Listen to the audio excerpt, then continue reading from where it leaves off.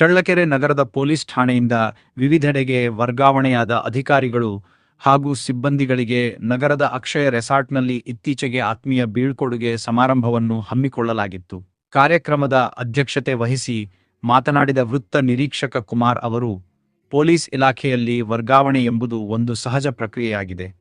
ಆದರೆ ನಾವು ಸೇವೆ ಸಲ್ಲಿಸುವ ಸ್ಥಳದಲ್ಲಿ ಜನಸ್ನೇಹಿಯಾಗಿ ಹಾಗೂ ಪ್ರಾಮಾಣಿಕವಾಗಿ ಕರ್ತವ್ಯ ನಿರ್ವಹಿಸಿದಾಗ ಮಾತ್ರ ಜನರ ಮತ್ತು ಇಲಾಖೆಯ ಮೆಚ್ಚುಗೆಗೆ ಪಾತ್ರರಾಗಲು ಸಾಧ್ಯ. ಚಳ್ಳಕೆರೆ ಠಾಣೆಯಲ್ಲಿ ಸುದೀರ್ಘ ಕಾಲ ಸೇವೆ ಸಲ್ಲಿಸಿದ ಈ ಎಲ್ಲ ಅಧಿಕಾರಿಗಳು ಮತ್ತು ಸಿಬ್ಬಂದಿ ಅಪರಾಧ ನಿಯಂತ್ರಣ ಹಾಗೂ ಕಾನೂನು ಸುವ್ಯವಸ್ಥೆ ಕಾಪಾಡುವಲ್ಲಿ ಹಗಲಿರುಳು ಶ್ರಮಿಸಿದ್ದಾರೆ. ಇವರ ಸೇವೆ ಶ್ಲಾಘನೀಯವಾಗಿದ್ದು, ವರ್ಗಾವಣೆಗೊಂಡಿರುವ ಹೊಸ ಸ್ಥಳಗಳಲ್ಲೂ ಯಶಸ್ಸು ಲಭಿಸಲಿ ಎಂದು ಶುಭ ಹಾರೈಸಿದರು.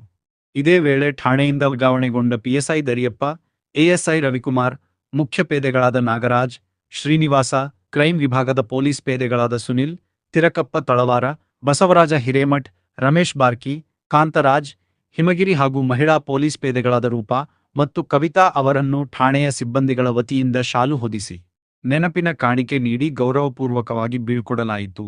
ಮತ್ತು ಪೊಲೀಸ್ ಸಿಬ್ಬಂದಿಯ ಮಕ್ಕಳು ವಿದ್ಯಾಭ್ಯಾಸದಲ್ಲಿ ಹೆಚ್ಚಿನ ಅಂಕ ಪಡೆದ ಮಕ್ಕಳಿಗೂ ಹಾಗೂ ಕರ್ತವ್ಯದ ನಡುವೆಯೂ ಶ್ರಮಿಸಿ ಕಾರಣೀಭೂತರಾದ ತಂದೆ ತಾಯಿ ಮಕ್ಕಳಿಗೆ ಸಮಾರಂಭದಲ್ಲಿ ಸನ್ಮಾನಿಸಲಾಯಿತು.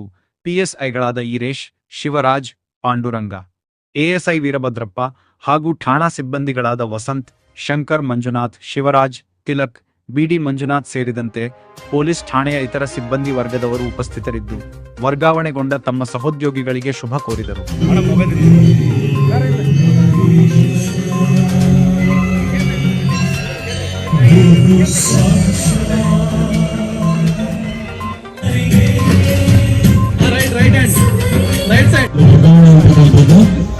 ಎಲ್ಲ ಇಲಾಖೆಯಲ್ಲಿ ಪೊಲೀಸ್ ಇಲಾಖೆಯಲ್ಲಿ ಕೂಡ ಸರ್ವಸಾಮಾನ್ಯ ಪ್ರಧಾನಮಂತ್ರಿ ಮತ್ತು ವರ್ಗಾವಣೆ ಎಲ್ಲರೂ ಕೂಡ ಕಳೆದ 5 ವರ್ಷಗಳಿಂದ ನಮ್ಮ ಕುಟುಂಬದ ಸದಸ್ಯರಾಗಿ, ನಮ್ಮ ಅಣ್ಣ ತಮ್ಮರಾಗಿ, ಅಕ್ಕ ತಂಗಿಯರಾಗಿ ಎಲ್ಲರೂ ಕೂಡ ಪ್ರತಿಯೊಬ್ಬರು ಏನು ನಾವು ಇದನ್ನ ನಾವು ಪರೀಕ್ಷೆ ನೋಡ್ತಾ ಇದ್ದೀವಿ. ಪ್ರತಿಯೊಬ್ಬರು ಕೂಡ ನಮ್ಮ ದರ್ಯಾಪ್ತ ದಿನ ಕಾರಣ ಈ ದಿನ ಅವ್ರಿಗೂ ಕೂಡ ನಾನು ನಿಮ್ಮೆಲ್ಲರ ಪರವಾಗಿ ಹೃತ್ಪೂರ್ವಕವಾದ ಧನ್ಯವಾದಗಳನ್ನು ನಿಮ್ಮ ದರ್ಯಾಪ್ತರಿಗೆ ಅರ್ಪಿಸ್ತಾ ಇದ್ದೀನಿ. ಜೋರು ಚಪ್ಪಾಳೆಗೆ ಜೋರು ಕೇಳಿಸ್ಬೇಕು. ಹಾಗೆ ರಮೇಣವರು, ಶ್ರೀನಿವಾಸ್ ಅವರು ಅವರು ಕೂಡ ಭಗವಂತ ಆಯುಷ್ಯ, ಐಶ್ವರ್ಯ, ಶಾಂತಿ ನೆಮ್ಮದಿಯನ್ನು ಕೊಡಲಿ. ಇನ್ನೂ ಕೂಡ ಅವ್ರ ಸೇವೆ ಐನೂರದಲ್ಲಿ ಮುಂದುವರಿಯುವಂತ